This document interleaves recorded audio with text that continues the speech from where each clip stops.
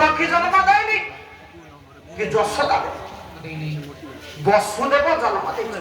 ଆଜ୍ଞା ଆଜ୍ଞା ଆପଣ କହିଲେ କହିଦେଲେ ହବନି, ମହାବଳୀ ଆସିଲେ ସମାଧାନ କରିବ।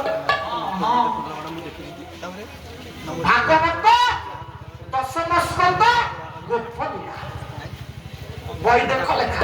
ଆଜ୍ଞା ଆଜ୍ଞା ବସୁଦେବର ଦେହ ପାଇ ରହିଲେ ଜ୍ୟୋତି ରୂପ ହୋଇ, ରହିଲେ ଜ୍ୟୋତି ରୂପ ହୋଇ, ରହିଲେ ଜ୍ୟୋତି ରୂପ ହୋଇ। ତେଣୁ ମୋ ନାମ ବାସୁଦେବ, ଉଦ୍ଧରେ କହିଲେ ମାଧବ, ଉଦ୍ଧରେ। ବସୁଦେବ ଯେତେବେଳେ ପ୍ରଭୁ ଶୂନ୍ୟବାଣୀ କଲେ, ଯୋଗମାୟା ଆଜ୍ଞା କହିଲେ ହେ ଯୋଗମାୟା ତମେ ଯଶୋଦା କୋଳକୁ ଯା। ଆଚ୍ଛା ନା ପ୍ରଭୁ ଆପଣ, ନା ମୁଁ ଦେବକୀ କୋଳକୁ ଯିବି। ପ୍ରଭୁ ଏମିତି ହେଇପାରିବ।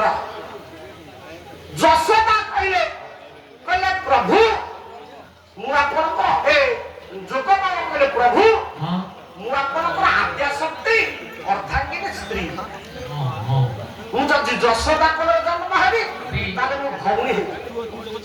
ଜଗତରେ କେହି ସ୍ତ୍ରୀ କି ଭଉଣୀ କରାନି, ନା ଭଉଣୀ କି କିଏ ସ୍ତ୍ରୀ କରାନି। ଭଜନ ଭଜନ